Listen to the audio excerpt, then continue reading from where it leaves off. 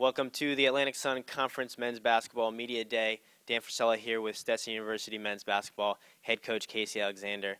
Coach, let's start off by talking a little bit about the expectations for 2012-13 season and what you see out of the team. Well, expectations are higher for sure.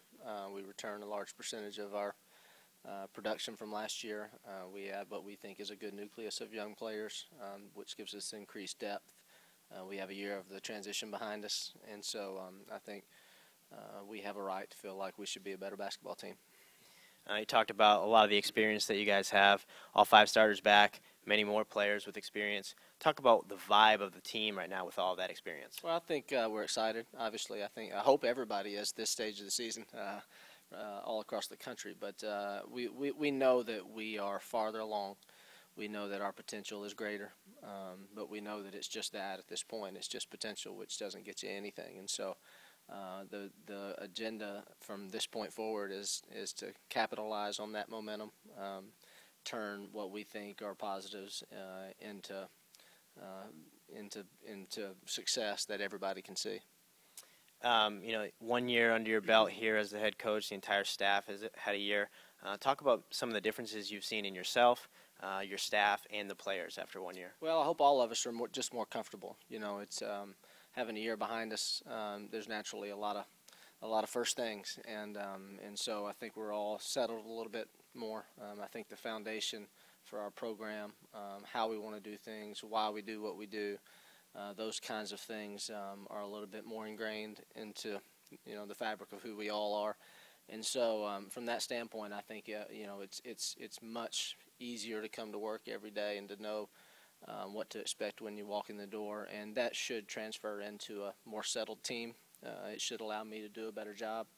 I've got plenty of room for growth as a head coach, and so but that's where we are right now. We've talked about the experience and the veterans. Talk specifically about some of the veterans, the seniors, the upperclassmen, and what they've done to be more of leaders in their own right. Well, I think they've taken ownership of the program. I think last year, naturally so, it was from a cultural perspective, from offense to defense, everything was different. And so they were no different than the young guys, even though they had game experience. They didn't have experience in our program and doing the things that we want to do. And so having been here now and having more of those guys return, they can lead, which is what veterans are supposed to do. And they've shown that in this preseason. They showed it all summer. They showed it in the preseason.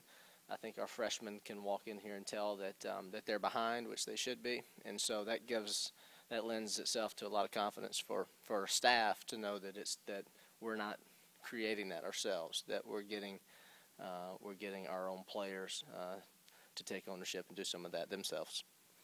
Specifically, Adam Pegg was an all-conference player last year, now in his second year here with Stetson on the court, announced preseason all-conference team this fall. Talk about what he does for the team, both on the court, off the court, and what he brings to the table. Well, first of all, I think that's an honor he deserves. I think he played very well all year. I think he established himself as one of the best players in this league. He works extremely hard. Off the floor, in the weight room, on the floor, in practice. He's our captain, and so he's deserving of any accolades that he receives. But he fits so well into what we do and how we play. We got really lucky to have a player like him upon our arrival that could take the demands that the post player position requires in our style and accept it and embrace it and be good in it. And so it took him a while. He'd be the first to say, we're 2/3 of the season in last year before he really had a comfortable level, a comfort level that allowed him just to play within the system. But I think once that light bulb turned on a little bit, he really excelled. And naturally, we think and hope that it'll be that way again. We've talked a lot about the veterans this year, but touch on the newcomers a little bit, 4 freshmen, a sophomore transfer, and what some of them bring to the table. Well, they give us a lot of depth, for sure. I think anybody who followed our team last year knew that we didn't have the strength or the numbers at the point guard position that you have to be a good team at this level. Logan Irwin specifically gives us, a guy that can that can take on a lot of minutes. Even though he's young, he's a pure point guard. He's here for a reason, and so I would expect him to play a significant role at that position. And then you throw on the back end of things, you throw Brian, Pegg, and Lake into kind of a big three, small four kind of position in other areas where we were lacking in depth. And so those three guys combined really fill needs. Tanner Plemons is a great shooter. That's a big part of our offense, and so he certainly has a niche on this team as well. And then you add, Kyle has to redshirt because of the transfer, but you add Hunter Miller, a guy who's played a lot of games in this league already at Florida Gulf Coast, a guy who's a coach on the floor, a guy who we can depend on to do things well every day, and that's, for a coach, that brings a lot of comfort. With the season just around the corner, talk a little bit about the schedule and specifically the non-conference slate and some of the marquee games on that schedule. Well, it's going to be a challenge. It always is when you have to play 3 or 4 games on the road against high major opponents. But I think that's a challenge that all of us welcome. I think even if there wasn't a monetary value involved in playing those games, we would choose to play them because that's what your players want to do. That's the best teams in the country.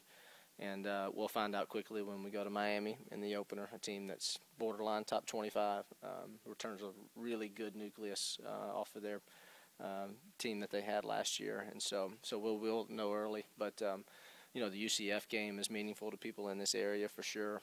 USF coming and playing here is a great thing for Stetson to have a Big East opponent coming to play in our gym.